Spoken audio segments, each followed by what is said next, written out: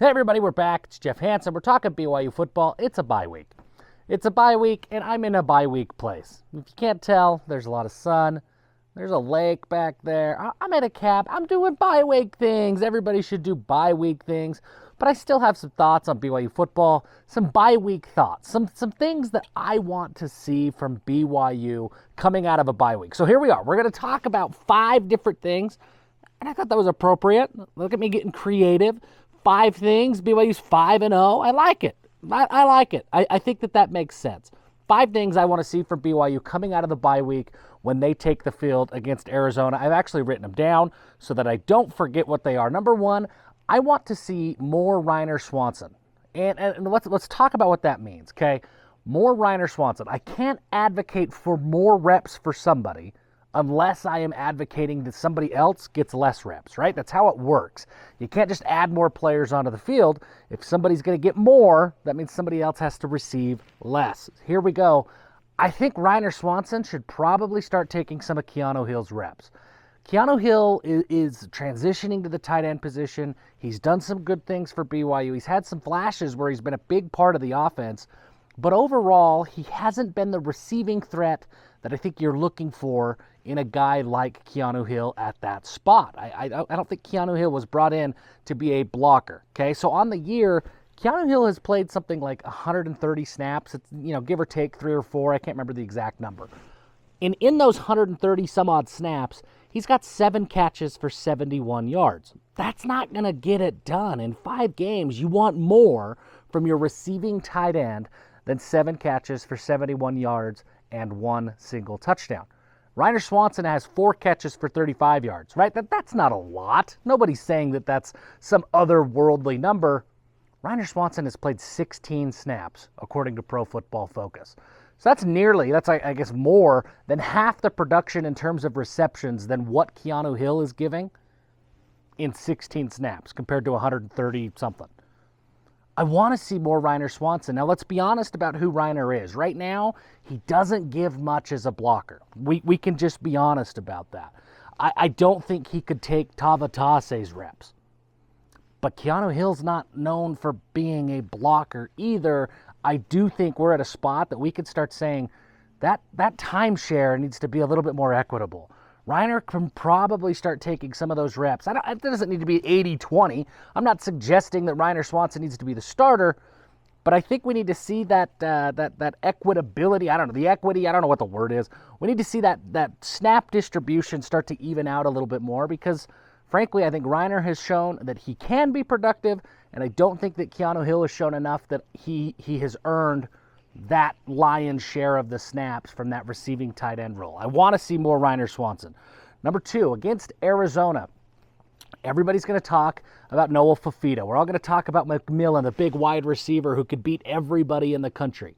The passing game from Arizona is electric, and it's a backyard passing game. It's broken plays that Fifita can scramble around and find somebody deep downfield. It's a fun brand of football to watch.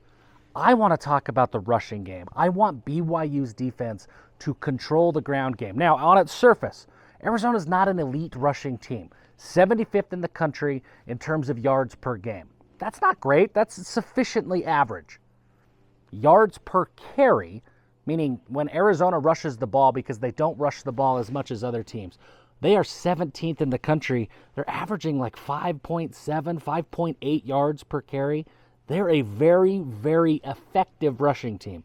They don't do it 40 times a game, but they're very, very good when they do it. Man, this sun is brutal, isn't it? I mean, it feels great for me. I apologize for what this looks like.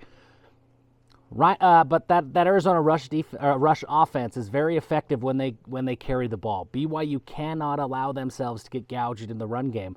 They're going to have their hands full with Fifita and that Arizona passing attack. It's very, very good. If you let Arizona get going in both areas of the offense, then you see what happens. Utah let them get going on the ground. Arizona gouged Utah on the ground, and that opened up that pass game, and Utah really didn't have an answer defensively. I know that they only scored 23 points, but in the second half, Arizona was getting pretty well whatever they wanted.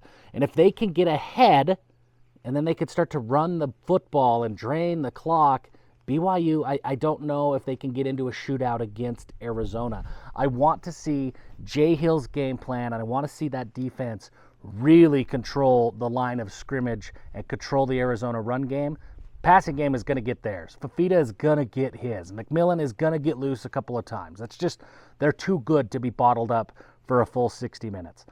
But if BYU could control that run game and bring that 5 point, whatever it was, bring that per yard carry down to a level that BYU is seeing. BYU is giving up about 3.7, 3.8 yards per carry on the season. If BYU could play that style of run defense, then I really like their chances against Arizona at home. Okay, number 2, and this kind of goes hand in hand with that run defense. I want to see more Ace Moa at linebacker, and the reason that I like him so much is his ability to defend the run. Maybe it's that defensive line background. I don't know what it is, but he's very, very good. His average depth of tackle, so let's talk about what that means. How far down the field before somebody makes a play is Ace Moa making a tackle? Against the run, on run plays when he's on the field. Now, granted, the sample size isn't huge. It's about 35 snaps. It's 2 yards, man. It's 2 yards downfield. That's elite. Those are defensive line numbers from Ace Moa at the linebacker spot. That's a fantastic number. 16% of the run plays that he's been on the field, it's Ace Moa who's coming up with the stop. He's good against the run, and I think he's improving against the pass.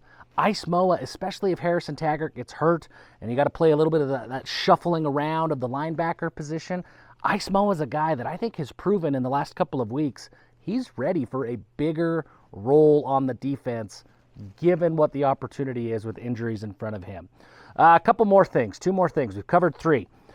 I want to see more contested catches from the wide receivers that are not named Chase Roberts, because Chase Roberts has been great. He has 8 contested catches on the year. Darius Lassiter has 2, which isn't as much as I would like to see from D-Lass, but it's more than 0. Nobody else has more than 1. This wide receiver unit is the most talented unit on BYU's offense, and maybe on BYU's entire team. They've got to carry BYU. On offense, I've been really impressed with Jake Retzlaff. We're going to talk a little bit about Jake and what he's done on the ground. As a passer, he's the quarterback, right? Jake has kind of been the heart and soul of the offense. If he's not going well, the offense is not going well. The receivers have had 10 drops on the season. They're not catching balls in traffic as a unit. Chase Roberts is, but nobody else really has stepped up. Jake is having to do a lot. I need to see somebody on offense step up and help Jake more so that he is not the one who has to account for roughly 85-90% of the offense like he has been up to this point in the season. Jake Retzlaff has had his ups and downs, right? He is who he is, and we know that. But he's been the heart and soul, the heartbeat, whatever you want to say. He has been everything for this offense. Somebody else, and I'm looking at that senior-laden, that upperclassman group, I'm looking at that wide receiver position. Somebody else on offense has got to step up and make Jake's life a little bit easier, and I think it starts with those contested catches. Just to reiterate those numbers, Chase Roberts has 8, Darius Lassiter has 2, nobody else has more than 1. That's just not going to get it done. And then finally, Jake Retzlaff, 156 rushing yards. That's BYU's rushing leader on the season. That's not enough. That's just not going to get it done. Now, I know that there's been injuries, right? There's been injuries at the running back position. LJ Martin surely would have got more than 100 yards, but there's not another one. Nobody has stepped up. There are 5 running backs who have received good reps. Not one of them have 100 yards on the season. Injuries, I know that nobody's played a ton, but even in the aggregate, 5 running backs have totaled 499 rushing yards. They're not averaging 100 yards on the ground at the running back position through 5 games. Jake Retzlaff is having to do it all. He is BYU's rushing attack. Everybody should be healthy against Arizona. That's what Kalani has told us. LJ Martin, Hinckley Ropati, Pokai Haonga, Enoch Nawahine, and Miles Davis. There should be a full suite of running backs available. And Sione Moa, there's 6 running backs. There should be a full suite of running backs available to BYU in this run game. We've seen from Moa that he can shoulder a big load. We've seen bursts from Pokai Haonga that he can be very, very effective. We know who LJ Martin is. Hinckley Ropati has had big games.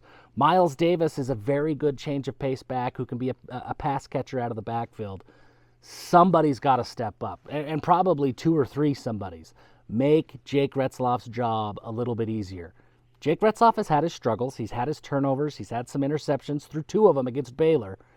But he's been, by far, BYU's offensive MVP. If Jake has not played at the level he has played at this season, there's no chance that BYU is the 5-0 team that they are right now. He's been everything for BYU's offense. Somebody's got to step up. Those receivers have got to start pulling down some balls that are tough, those 50-50 catches. And then the running game, there's got to be something on the ground. BYU has got to find an answer. And the offensive line can help, of course. I know there's going to be comments that say, hey, the offensive line needs to help. Yes, of course, obviously. That goes without saying. But even beyond the offensive line, there just hasn't been a running back who has consistently hit holes. Maybe that's because of the injuries, whatever it is, right? Whatever the reasons, whatever the excuses, whatever the perfectly justified rationale is for why the running backs haven't been more productive, they got to find a way to be more productive. The next 3 games before BYU's second bye, this really is going to be the make or break. Is BYU for real? Are they not? They're 5-0. They're ranked. They're all these things. Arizona, Oklahoma State, at UCF. 2-1 has to be the goal for BYU. We've changed the way we judge this team. We've changed the expectations for them. When you're this good, when you're 5-0, when you're ranked, we're no longer looking at, hey, you're just okay to win a couple of games. I think as we look at it from a high level, this season's been successful. One more win, BYU goes bowling. That's a successful 2024 season. But in the context of the week-to-week of this season, BYU's got a big opportunity in front of them, and the next 3 games are going to be a huge part of how real, how legitimate is BYU.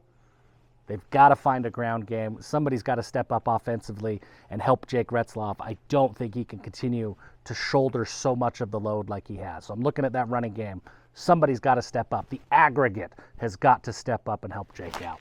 It's a bye week, folks. We're going into the weekend. Enjoy your bye week. Watch some other games, some stress-free football without BYU going down to the wire. It's great. It's a great time. Cougars are back in a week. And we'll start talking about Arizona. We'll look and we'll see how well this team prepares for that dynamic Arizona Wildcat offense. Appreciate you guys for sticking with me. I got to go back to the bye week. I got to enjoy this scenery for a few more days. Appreciate you guys. Subscribe to the channel if you haven't. And until next time, give them hell.